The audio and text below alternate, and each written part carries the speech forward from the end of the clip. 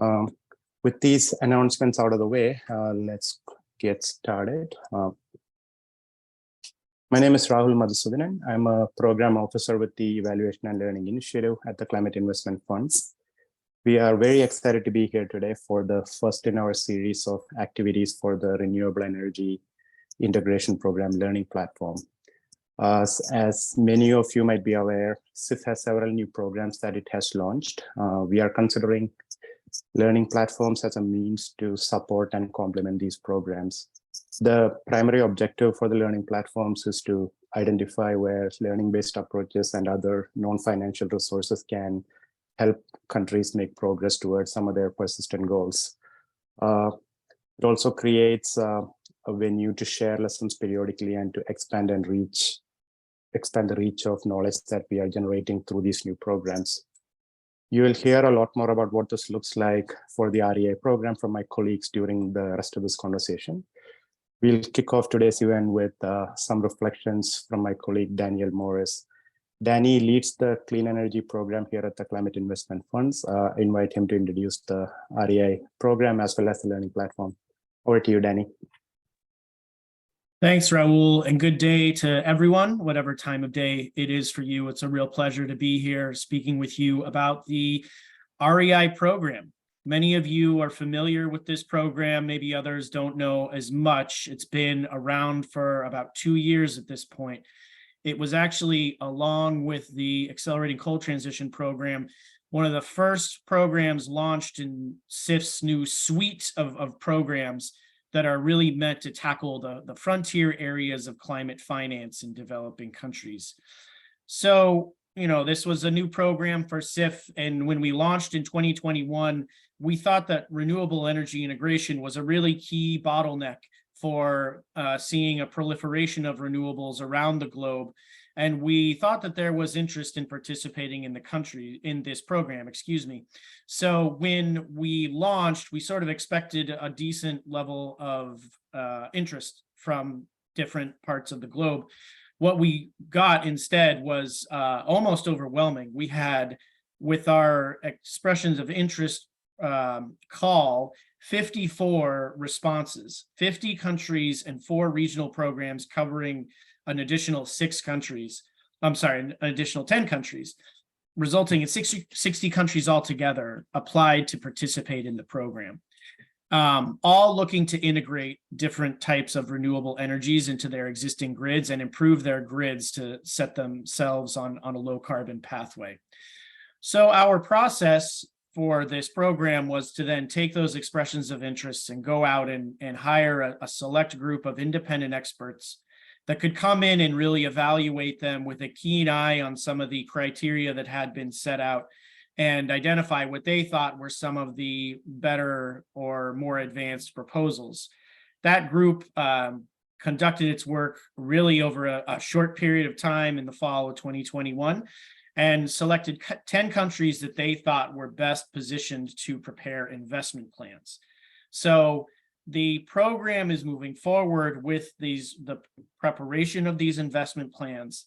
This learning platform is really meant to benefit all the countries that participated in whatever way possible. We have sort of a restricted pool of resources that we want to be able to use effectively. And this learning platform, as you'll learn today, is really meant to facilitate ways that all countries can sort of take advantage of the learning and the understanding that's happening in this space. Next slide, please. So what we saw when we received this huge response was an opportunity to understand what countries themselves see as the challenges in integrating renewables into their existing systems and upgrading their existing energy systems to absorb more renewables. We wanted to kind of take a dive through this and really see what countries are identifying as the major challenges. We also wanted to explore ways to support countries that were not asked to prepare an investment plan because the demand was so overwhelming. We really felt like we had to do something. So that process took place over 2022. And what we learned from that is there are some commonalities amongst the different countries that asked to participate in the program. And we thought that many of these countries, whether they were selected or not, could benefit from some learning-based approaches and activities, looking at things like policy and regulatory reform, helping countries understand technical and operational issues that can enhance their flexibility, peak load management, and other electricity and generation and distribution related issues. What are some of the conditions and strategies that the private sector would look to deploy in this space? What are existing institutional capacities that countries have, and what do they need to be able to advance more renewables and integrating those renewables? And then what are some countries that maybe, if they're not geographically close, they have similar challenges and similar issues, and they can possibly learn from each other? So these are some of the topics that we identified in our review, and we're looking to address them in this learning platform. Next slide, please.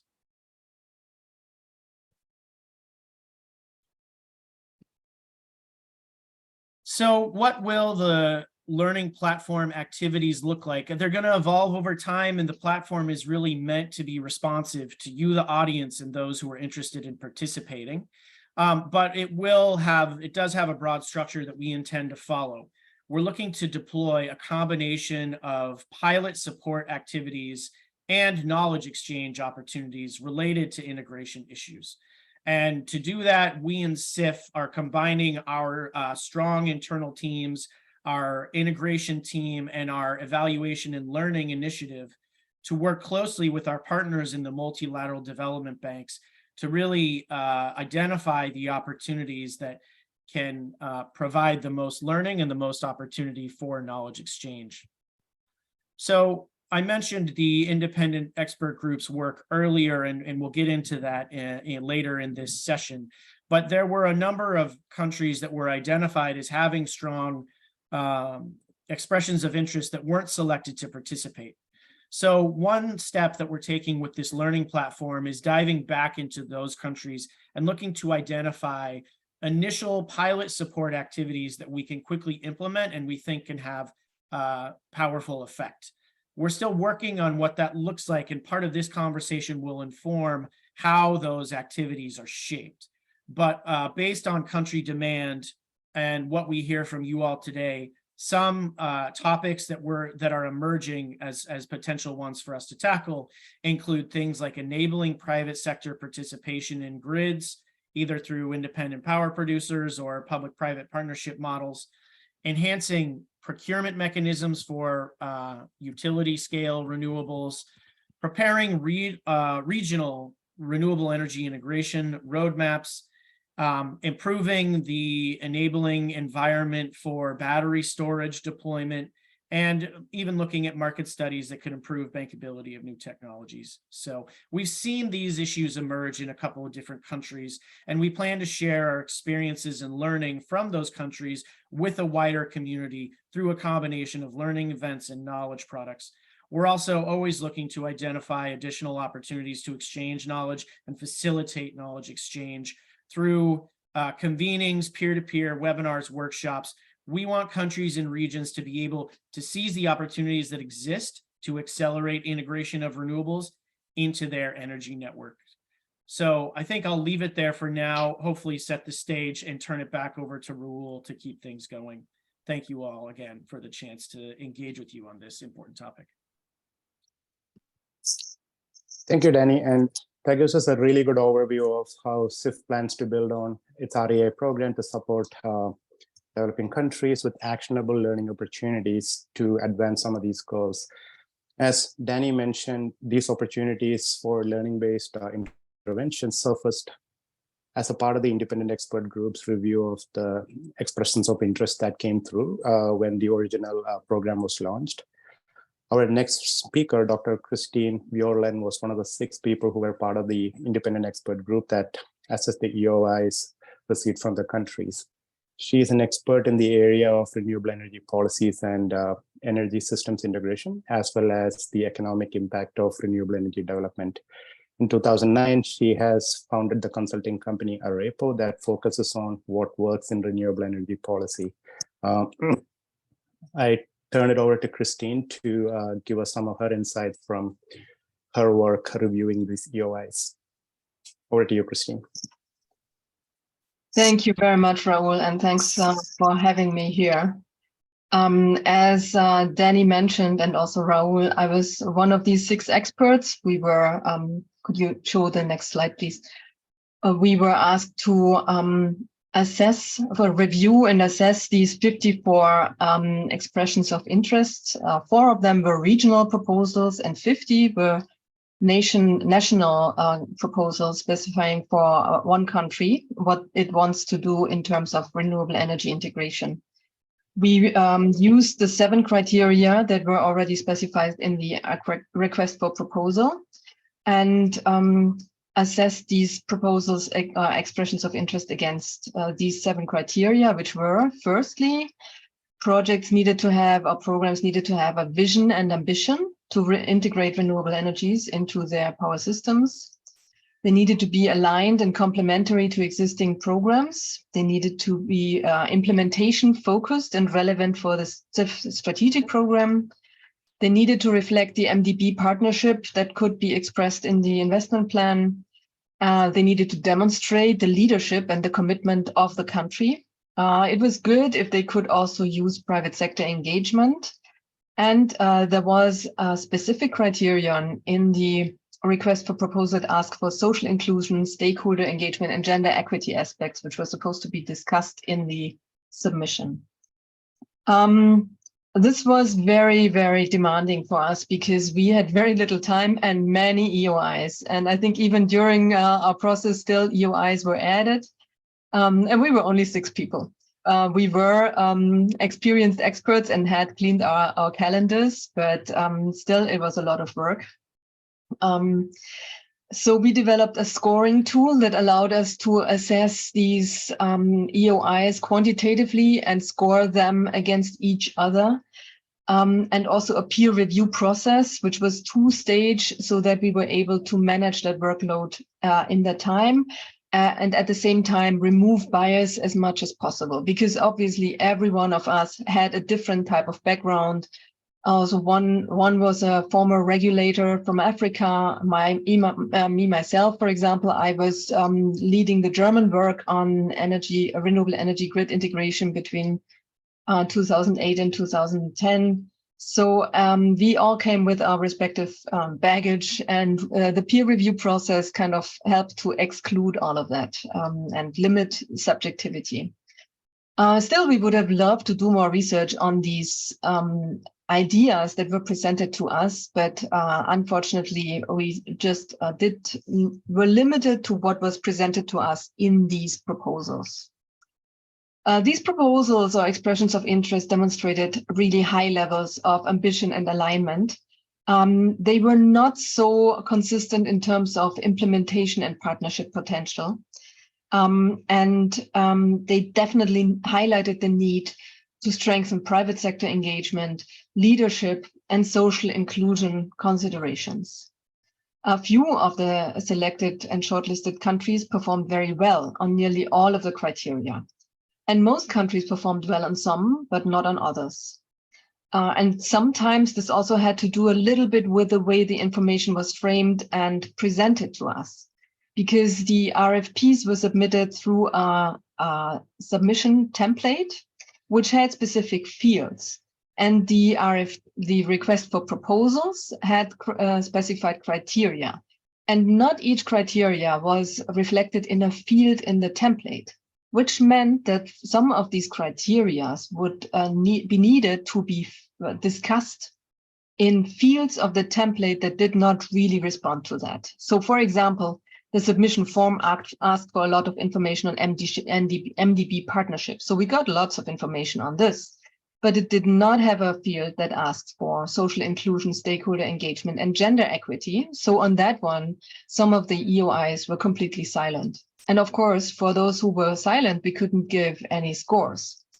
Many proposals or many EOIs went around that by submitting large annexes, which was a good thing, but also led to more work on our side. So some of them had up to 1,000 pages of annexes, which was difficult to review. Again, these are shortcomings that if you submit something to the CIF-EU next time, might be able to combat already early on. Can we move to the next slide, please? We found in the contents of the proposals very much what Danny just described. We found that the EOIs were clearly able to formulate requests for financing. But many of them requested financing for actual renewable energy investments rather than ways to combat the integration challenge.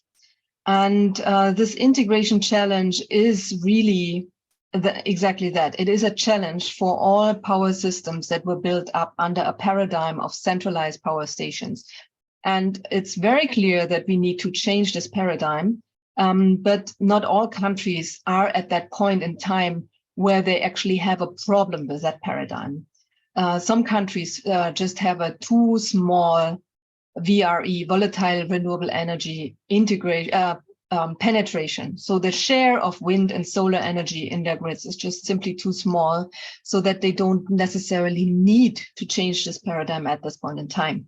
It's never too early to start thinking about that, but these are not the most urgent candidates. But I hope that some of these countries are now here in the audience, and so we can start with working with them early on.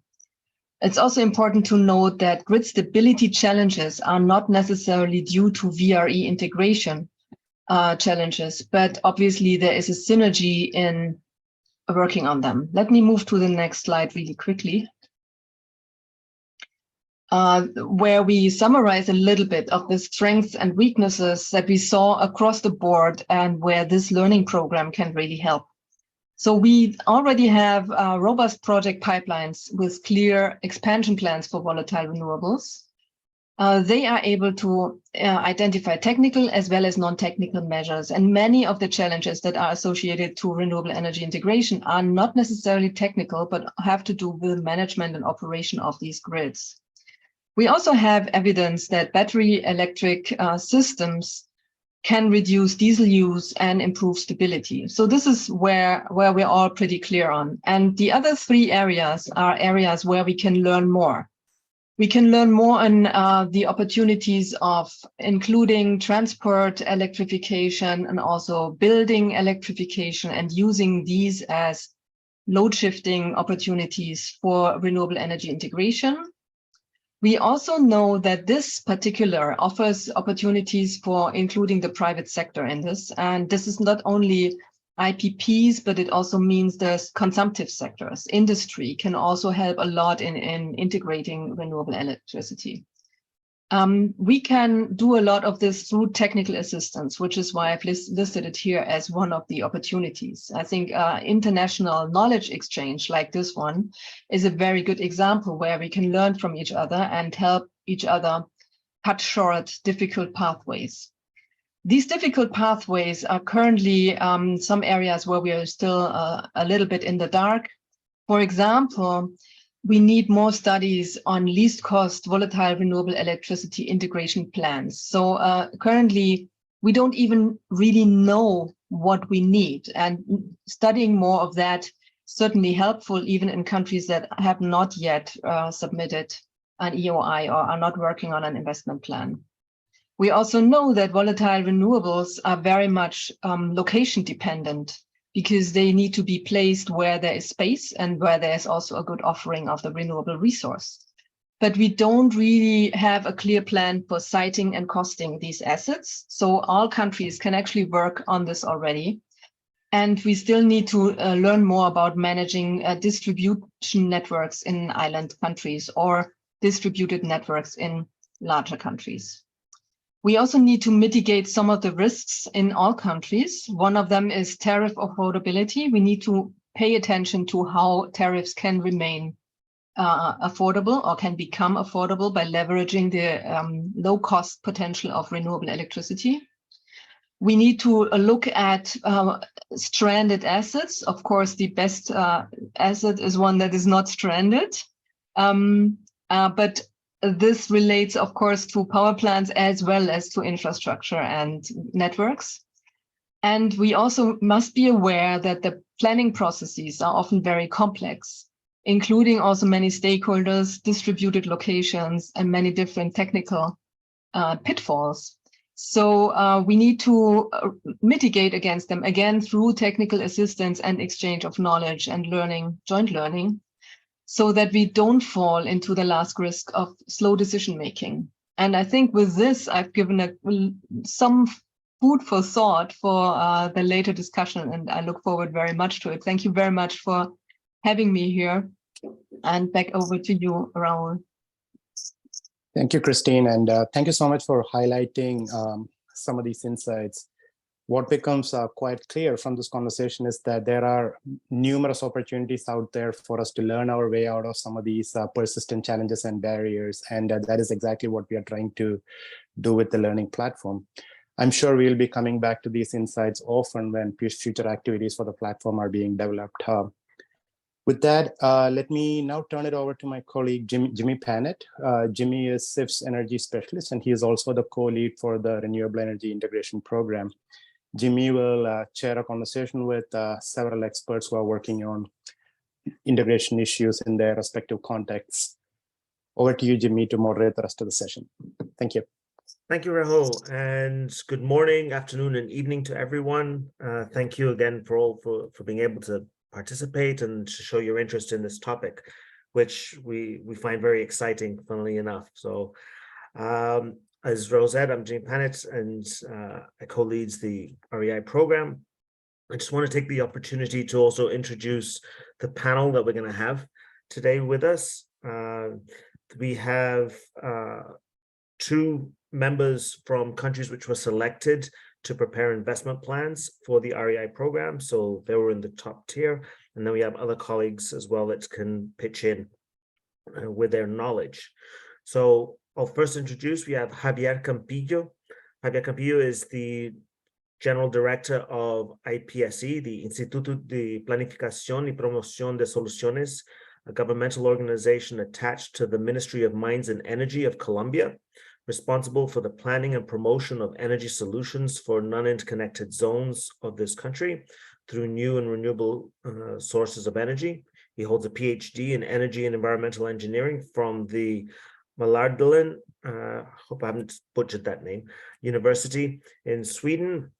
He also holds an MSc in energy engineering from the same university and an electrical engineering degree from Tecnológica de Bolívar University in Colombia. He has worked on renewable energy projects for over 20 years. We also have Mr. Birama Diurte. He's an engineer in industrial engineering, mechanical option. He graduated in 2002 from the National School of Engineers of Bamako. In 2005, he became a civil servant at the National Energy Department for the Ministry of Energy and Water in Mali. From 2008 to 2015, he successively became head of statistics and project and program monitoring section, head of the general studies and planning division, and head of the studies division. At the same time, he participated in the implementation of several energy projects. And in 2015, he was the coordinator of the support project for the promotion of renewable energies in Mali within the framework of the ESREP, which is another SIF program, and member of the technical committee for the preparation of the investment plan for the Renewable Energy Integration Program. In 2023, he was appointed as technical advisor to the Ministry of Mines, Energy and Water. We also have Mr. Len George. He is a principal energy specialist with the Asian Development Bank. He has worked on renewable energy, regional connectivity, electricity network investments in South Asia and the Pacific for over 20 years. He holds a postgraduate diploma in management from the Indian Institute of Management, Ahmedabad, and a bachelor's degree in electrical engineering from the Delhi College of Engineering.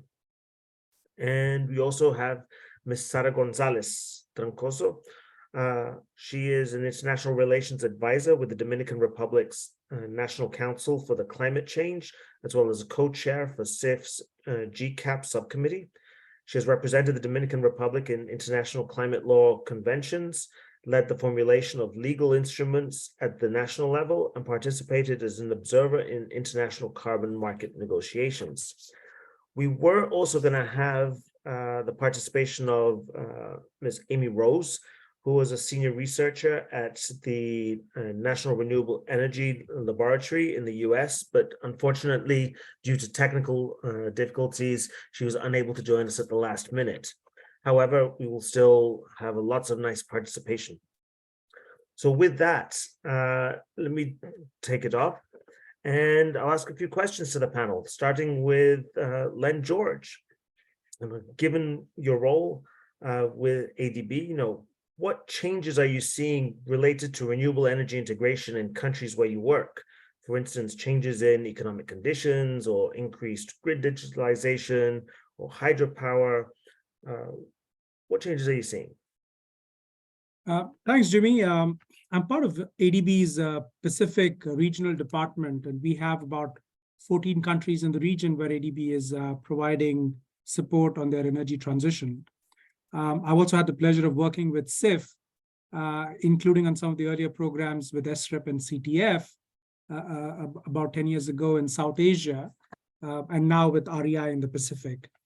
So, Jimmy, I find small islands, particularly fascinating in terms of what they're setting out to do, and this whole concept of renewable energy integration. Small islands face a lot of challenges for multiple reasons. In a lot of these places, the grid is fairly dilapidated. There are concerns about energy security because you're not really able to reach out, and hook into another source. There are human capacity issues. There are issues with financial ratings, and the overall, macroeconomic situation. Several of our Pacific member countries are fragile and conflict-affected states. And so they've taken several steps to, they've had to work harder to actually try and address some of these challenges on renewable energy integration. If I look over the last, 10 to 15 years, particularly after, 2009 Copenhagen, we had a lot of the smaller island countries declaring very ambitious targets on clean energy. And there was this huge optimism that, the energy transformation would happen, in a 5-year, 10-year, 15-year horizon. We had, 2020, 2025 kind of targets. Oil prices were reaching about $100 a barrel. Energy prices were about 40 cents a kilowatt hour. And peak demand in some of these places was, anywhere between 100 kilowatts to about 10 megawatts. So there was a sense that this transformation is doable and it would happen very fast. I see a lot more realism now in that discussion, particularly in 2023. There's a lot more of nuanced understanding among policymakers on the challenges of trying to integrate renewable energy, particularly intermittent or variable renewable energy, as well as a deeper appreciation of energy security challenges. From the private sector side, we are seeing a lot more openness to try and engage and find workable solutions, just given the scale of investments needed and a deeper appreciation that the private sector can deliver certain competencies that may not always be there with the, with the utilities themselves. Also, as far as utilities are concerned, there's a lot more awareness and comfort with emerging technology solutions. There's a greater appreciation for trying to look at multiple sources and the kind of choices that need to be made. For example, how do you look at aligning solar with hydro, right? And utilities are also far more aware of the challenges of if they go slow or resist a transformation. Customers may find easier ways to do the transformation themselves without the utility. So I think that's how we're seeing some of these changes, shape, how we see REI integration in 2023. Okay, no, thank you. And on a similar issue, Javier, Has the scale of the challenge increased with more rapid growth in renewable energy generation than anticipated? Definitely. One of the things we've seen, it's been a lot of interest in new projects for renewable energy. For instance, just to give you a perspective, our installed capacity in the country is about 18 gigawatts. That's our peak installed capacity. And just this year, we got, well, from last year until this year, we got requests for about 36 gigawatts in new added capacity to get into the system. Out of that 36, which is twice is the capacity we have today, we could only allocate about 8.3 gigawatts due to transmission restrictions. So, you know, as the saying goes, there is no transition without transmission. We are right now facing that issue. There is more interest in new projects than the transmission capacity in the country. So that's definitely one of our biggest challenges right now. That's one of the things we're addressing. So we're building large transmission lines to make possible to bring all the renewable energy capacity, which is right now the capacity. It's on those part of the country, which is the northern part of the country, where that's the end part of the electric transmission line. So there's no capacity. So we are adding new capacity, and we're facing a lot of social challenges. We're going through a lot of kilometers, about close to 500 kilometers on indigenous regions. So we're working with them, and the good thing is that the companies are understanding that the best way to make these projects work is to cooperating, to work with the communities. To look at the communities not just as a challenge to address, but as an opportunity to make, if you're going to be there for a lot of years, the best strategy is to work together. So those are things, and we're the new government has about 8 months now, and has been the main strategy, is just to make sure that all these projects are socially viable by working with communities, by working just to making associations, to make real collaboration with these communities to make sure that the projects will work. So those are the main challenges we're seeing right now. There is a lot of interest. So definitely, as the question, as you asked, definitely the interest was larger than anticipated. So we are now, and this application, the Renewable Energy Integration platform, is exactly what we need. And so it just, it fits perfectly with the challenge we're facing today. Okay, thank you, Javier. And now moving over to Mr. Birama, in Mali, for example, have economic conditions changed, such as reduced cost of energy storage? Okay, bonjour, oui, merci. Effectivement, pour le Mali, on peut que les conditions ont effectivement changé, et notamment la réduction du coût de l'énergie pour notamment le stockage.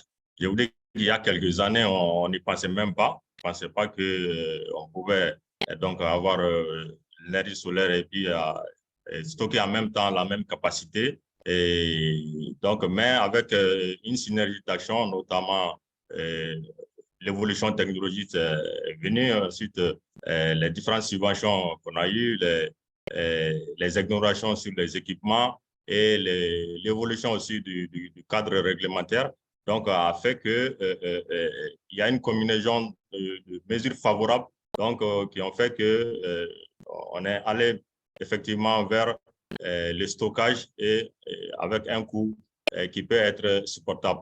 Aussi, il y a eu aussi le fait que les partenaires, notamment les IPP, les privés, aussi dans leurs propositions, parce que dans leur première proposition, il n'y avait pas de stockage.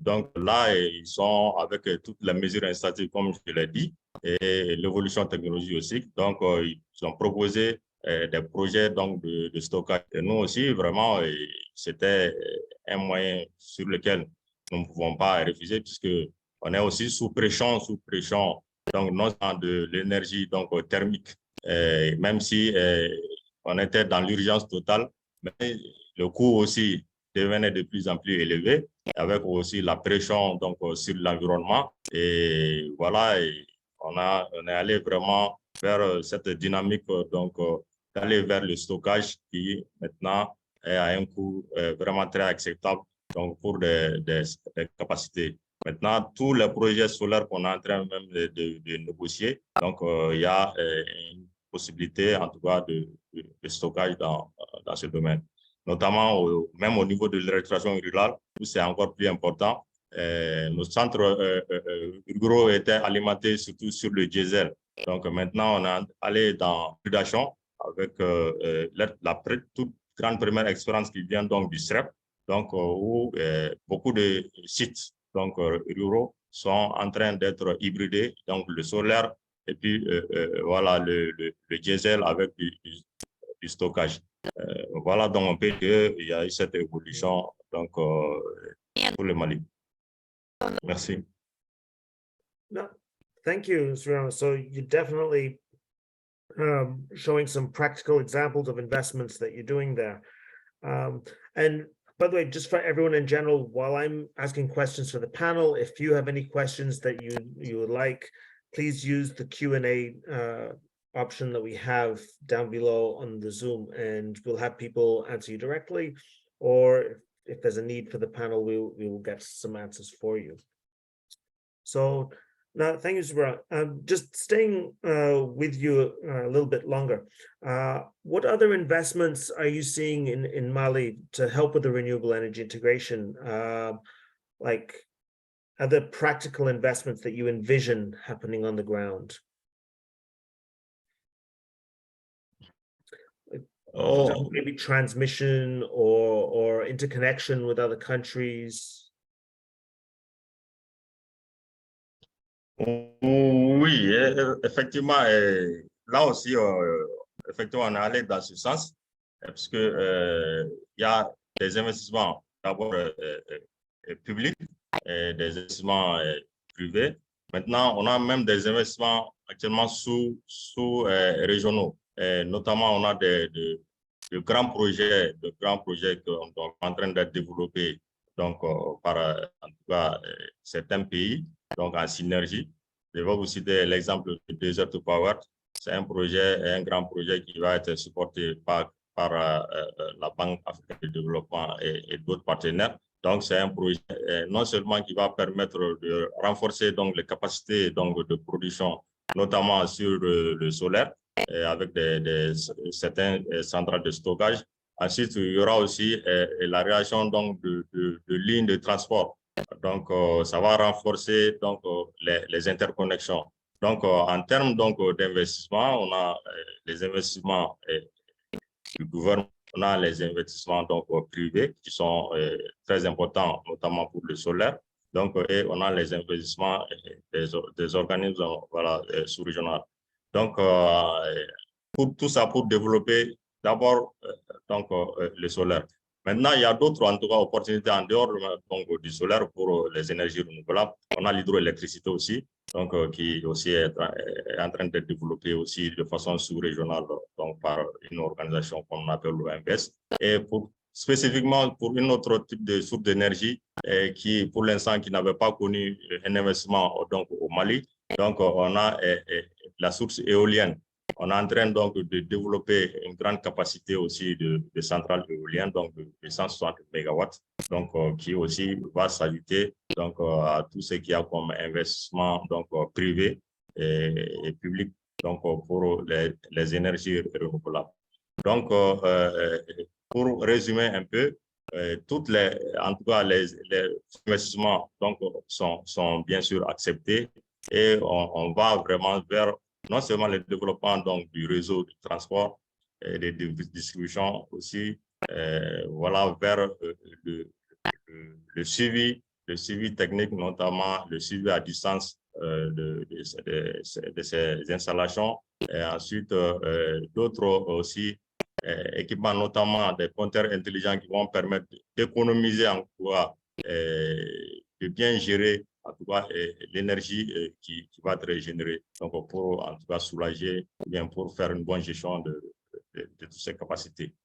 Donc voilà, merci. Thank you very much.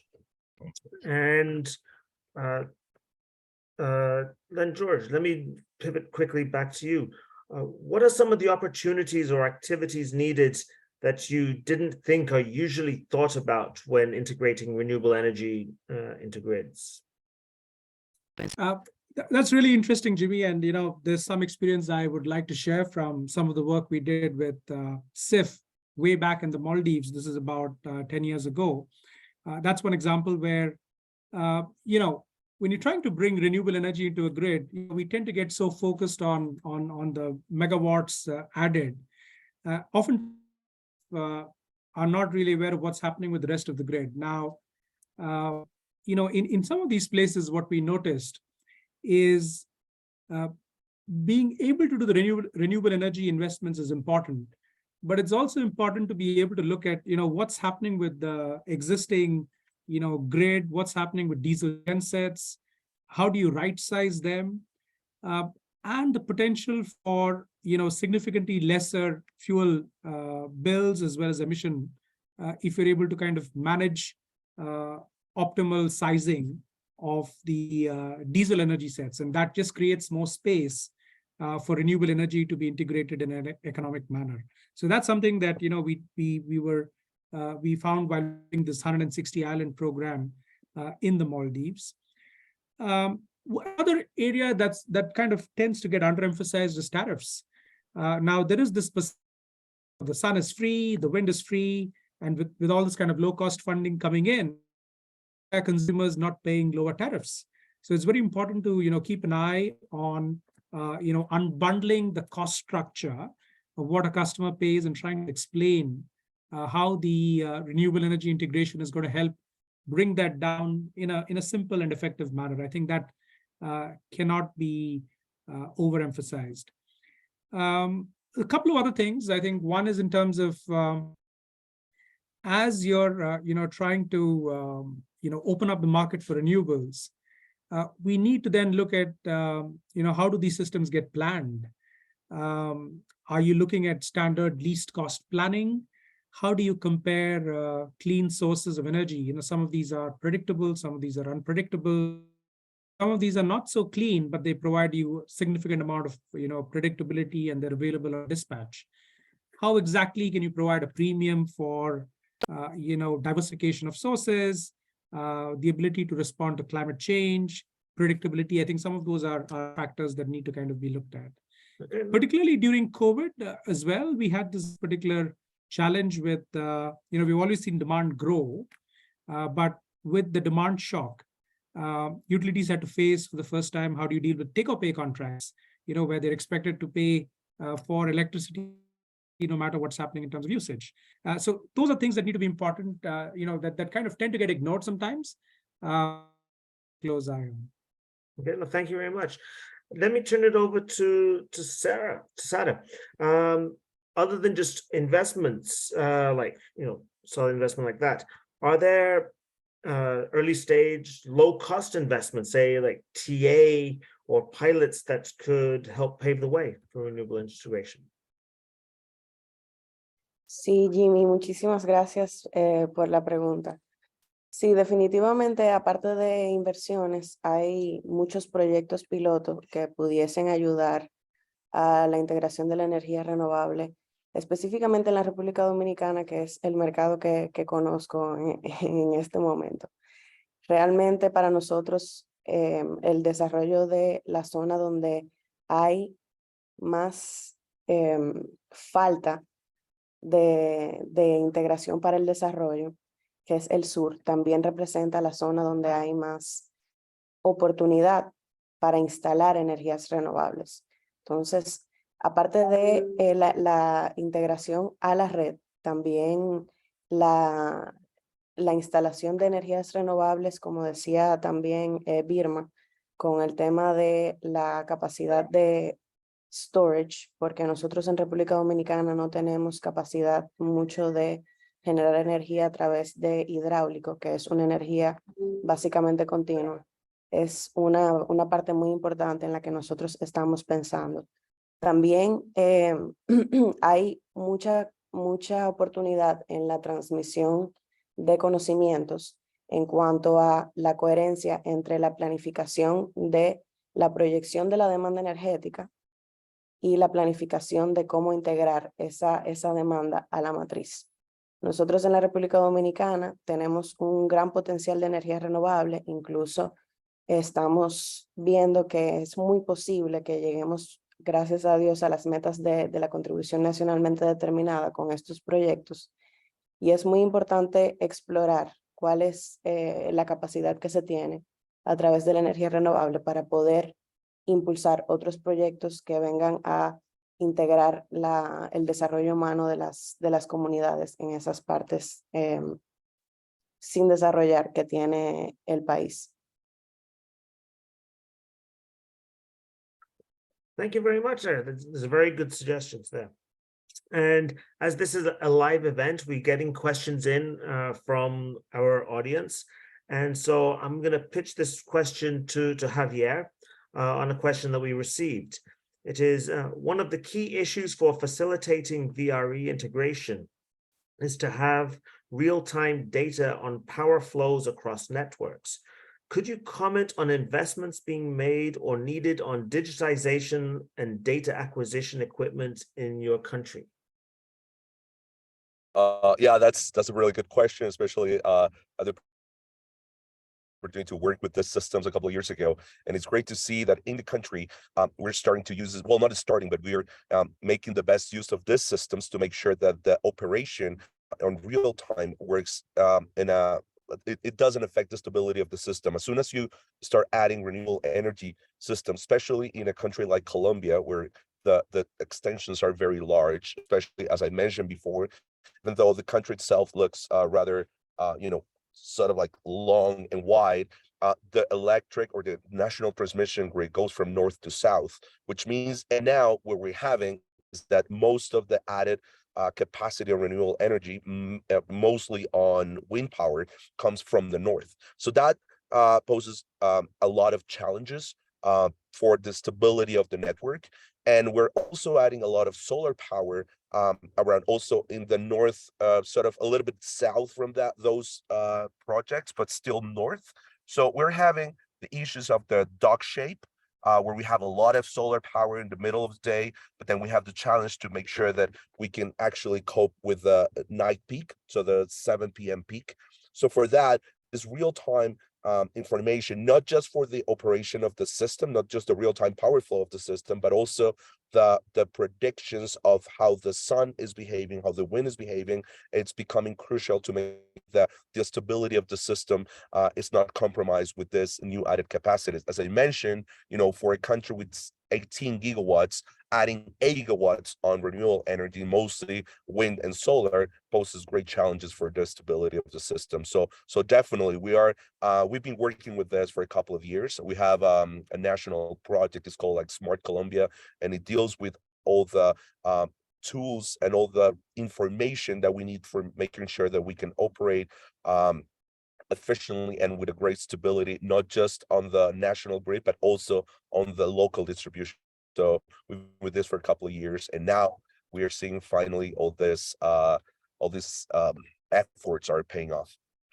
Wow, it's really good to hear that that's happening. Moving along, I'll have another question, which I'll join it with another question we have from the panel, and I'll go back to Sara on here. So my question is, what effective approaches are you seeing related to ensuring gender and social inclusion are being mainstreamed into renewable energy integration strategies and projects? And on the same note, we received a question from the audience, which is, what priority is being given to just transition with the renewable energy integration in countries featured here, especially with regards to meaningful community engagement and safeguards for indigenous peoples and impacted communities? Muchísimas gracias otra vez, Jimmy. Bueno, para empezar con la parte de género, realmente pienso que viendo las expresiones de interés que hemos recibido del programa de Renewable Energy Integration, hay mucho que falta, como se dijo en las presentaciones, y es precisamente porque falta la parte donde las características bajo las cuales se escogen a los socios implementadores no se refleja la parte de género. Sin embargo, eso no significa que no esté. Y yo creo que es importante que los países que tengan la oportunidad de quizás mejorar a través de sus planes de inversión o a través de sus expresiones de interés, el reflejo de la parte de género, puedan contemplar esto. Definitivamente la integración de la energía renovable representa uno de los hitos del desarrollo humano en general. Creo que la energía en general es un indicador del desarrollo. Y cuando hay más desarrollo en comunidades, y ya para ir pasando a la próxima pregunta, cuando hay más desarrollo en las comunidades locales, nosotros en particular no tenemos comunidades indígenas, pero sí tenemos muchas comunidades locales que están aisladas, bastante aisladas, pues se toca esa parte de género. O sea, siempre que hay una oportunidad de incluir oportunidades laborales en cualquier zona que está menos desarrollada, pues se incluye esa parte de género. En el sentido de la oportunidad que representa para las comunidades locales, definitivamente nosotros, por ejemplo, en la República Dominicana hemos estado trabajando muy de cerca con el Ministerio de Energía y Minas, desde el Consejo de Cambio Climático, y el Ministerio de Educación en un proyecto que viene a poner energía renovable, o sea, paneles solares específicamente, en los techos de las escuelas públicas. Y esto representa una oportunidad no solamente para el desarrollo a través de la educación y el acceso que tienen las comunidades locales a poder tener esa educación y a poder tener esa energía para estar más conectados en sentido general, pero también representa una oportunidad de las comunidades cuando estos paneles no se están usando precisamente para la parte de darle luz a las escuelas.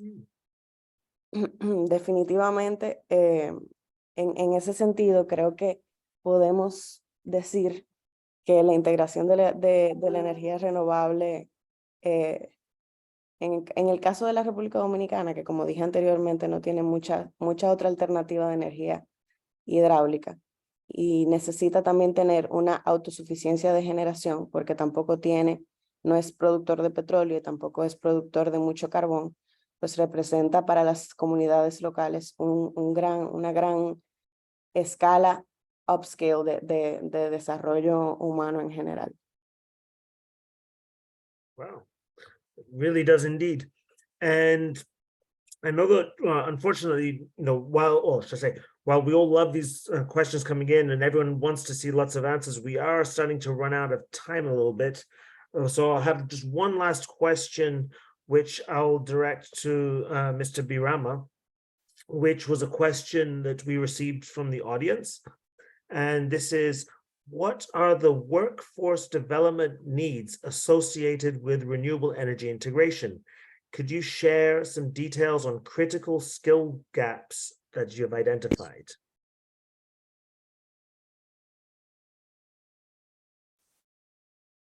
OK. Merci bien. Oui, les insuffisances et lacunes pour les zones rurales, je pense que les premières insuffisances ont été que certains opérateurs, les premiers opérateurs même qui avaient été sélectionnés ou bien qui ont travaillé sur les zones rurales n'étaient pas aussi qualifiés. Donc, ils n'avaient pas assez d'espérance pour prendre en charge des sites isolés, notamment des communautés rurales où vraiment il n'y avait pas d'énergie. Maintenant, cette manque d'expérience faisait aussi que l'entretien, la technicité pour en tout cas faire fonctionner donc, les sites n'étaient pas parfaits. Donc, le service, la qualité du service n'était pas là et le service aussi n'était pas permanent. Donc, il y a eu ces insuffisances. En même temps, il y a eu aussi le fait que l'énergie qui était vendue aux populations à un coût élevé et donc ne pouvait pas aussi aller de telle sorte que non seulement on pouvait augmenter le nombre d'abonnés, mais aussi les gens ne pouvaient pas payer puisque par rapport effectivement à la capitale ou bien en tout cas au réseau interconnecté national, le coût était des fois même 3 fois plus élevé.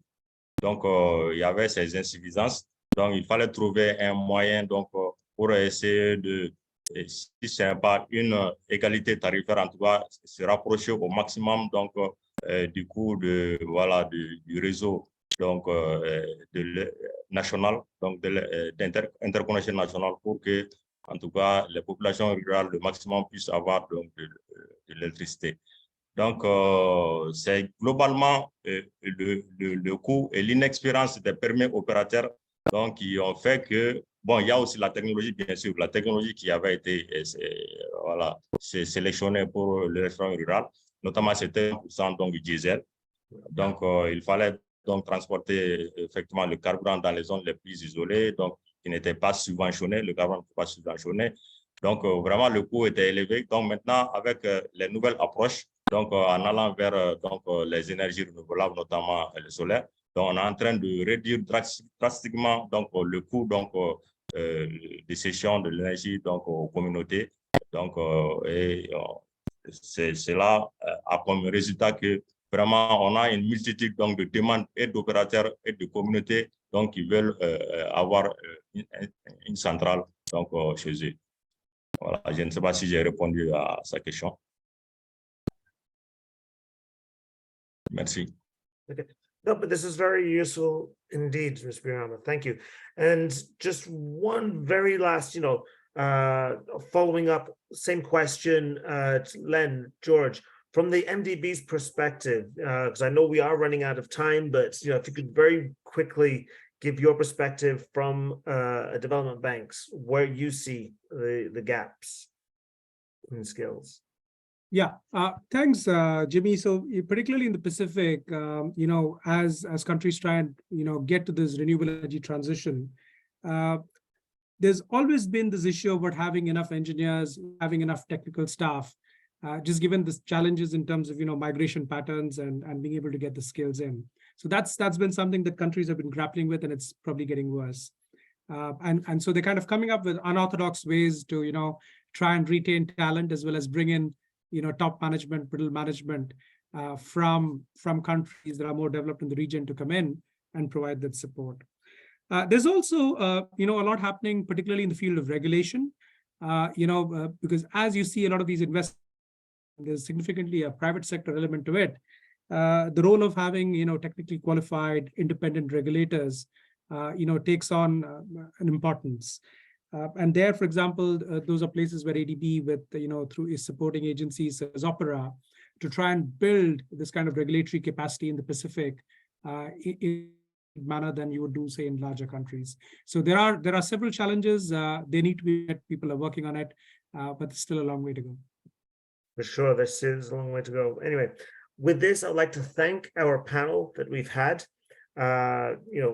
for this session. Again, the idea of our entire session today was to really just launch the learning platform and just give you a little bit of a taste of what we can go into in future sessions. We had a survey done before the session to kind of gauge what type of issues everyone is looking at. So we know that there was a big interest in looking at some technical aspects, policy, private sector participation, as well as more help with gender and social inclusion and integrating regional markets, which basically means everyone wants everything. So we will definitely look at all of these things. We're planning to have a next session probably around September, October timeframe. We would have one there, most likely a webinar. We also plan to have some learning events in person in locations. So, keep a lookout for what we'll be doing. It's unfortunate we couldn't get to all the questions today because of time, but feel free, you can reach out to me. My email is here on the screen, or you can, my other colleagues, Danny or Maria or Rahul, if you want to reach out to us and we can try to answer your questions, or if you also would like to suggest some topics that we can look into. So thank you very much, everyone, for participating. And with that, Rahul, I pass the closing notes to you. Thank you, Jimmy, and thank you, everyone, for staying a few minutes over. as Jimmy was mentioning, this is a very exciting time for us as we look to further shape these activities offered through the platform over the next coming weeks and months. As I mentioned in the beginning, we will make these recordings available for anyone who wants to go back in and listen to parts of it. Again, please reach back out to us if you have questions, and we look forward to seeing you in a future engagement. Thank you so much again, and goodbye.